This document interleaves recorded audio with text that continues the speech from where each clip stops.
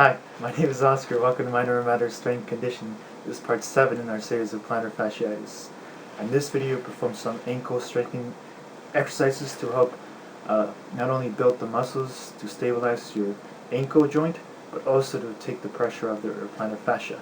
Now you're going to build the extrinsic muscles of your ankle, which means the outside muscles of your ankle, and you're going to need a TheraBand, a band such as this, or anything to wrap your ankle, so your feet. You can buy them on Amazon, or you can buy them in any local sporting goods store. They should have them, and they should not cost more than a couple dollars. But these will greatly help you not only increase the strength, but also the stability of your ankle, and that will help alleviate a lot of the problems that plantar fasciitis causes by helping decreasing the load of your plantar fascia. Now you're going to begin by warming up. Now let's get started.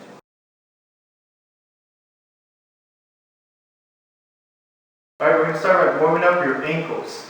So you're going to go in the clockwise direction. To you, probably look counterclockwise, but make sure you go through the full range of motion, unless it becomes painful. And remember, the reason why you want to warm up is just to get more blood supply.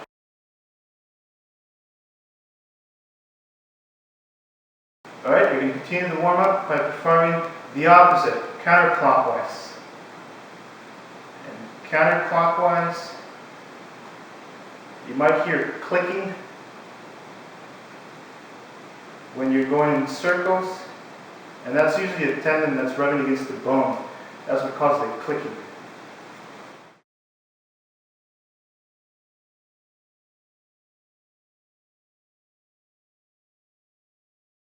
So what you're going to do is you're going to raise up your toe.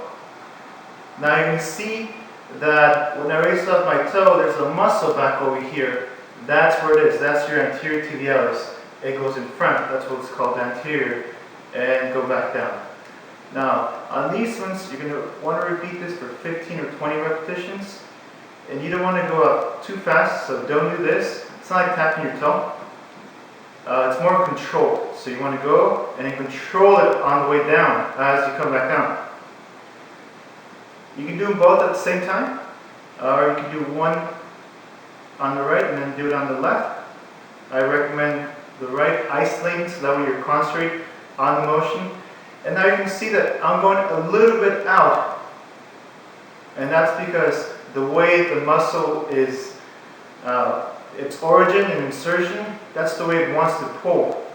So you don't want to do this, because then you'll be affecting too much of your toe extensors. So if you do this, you're going to feel it more on these guys, and that will aggravate it if you do too many. So you want to go make sure that your toes are not working that much. So they're still extending, but the majority of the stress is coming by working this muscle. So once again, you're going to do 15 to 20 repetitions. As you get better at these, so in about 12 repetitions, you should feel a big burning sensation right here. It shouldn't be painful, but as you get better, you might want to improve. Now, in running, we have a lot of exercises for this. This one's an important one, so we do it a lot. As you get better, when you perform this exercise, you want to make sure that you go up, and then you go back down. So as soon as you touch that stick, you're going to go back up. So this will be a progression to this exercise.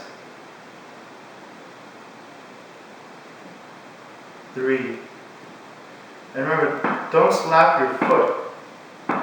You don't want to do that. You want to make sure that you bring it up, and then you slowly go back down. Up, and go back down. Up, and go back down. Up, and go back down. So that way you're actually doing it correctly.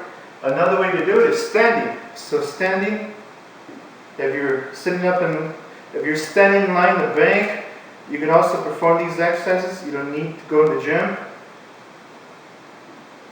And you're going to feel it right in front again, but make sure you don't do too many, because that muscle, it's not as large as your chest or your bicep. It does fatigue pretty quickly, so 15 to 20 repetitions should be sufficient.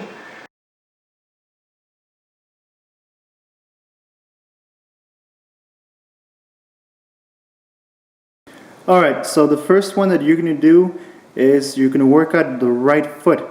You're going to start by performing eversion, which is going out. 1.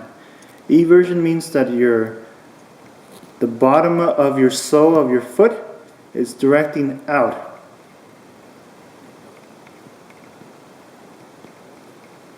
Now pronation happens because eversion and plantar flexion are done at the same time, and that's what causes pronation.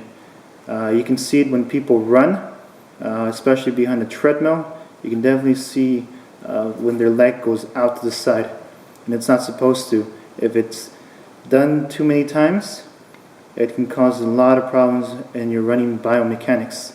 Now this one is called eversion, and as you can see, I'm only moving my bottom of my foot. My knee is not doing any of the motion. After you're done doing 15, you're going to go out to the other side.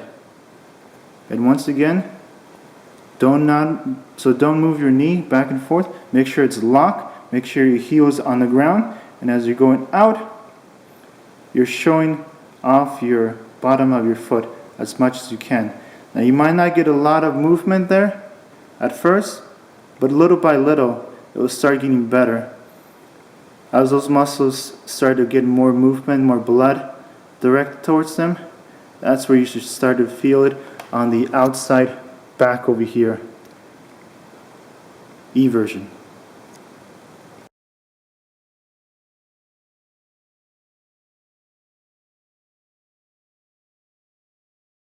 Start by placing the TheraBand or device to something stable, under one of your chair legs or around the sofa feet.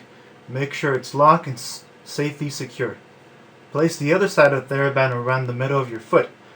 You're going to move your foot towards the middle of your body, making sure that your heels stays on the ground. This movement is known as inversion, and you should feel the muscle working in the front of your shin.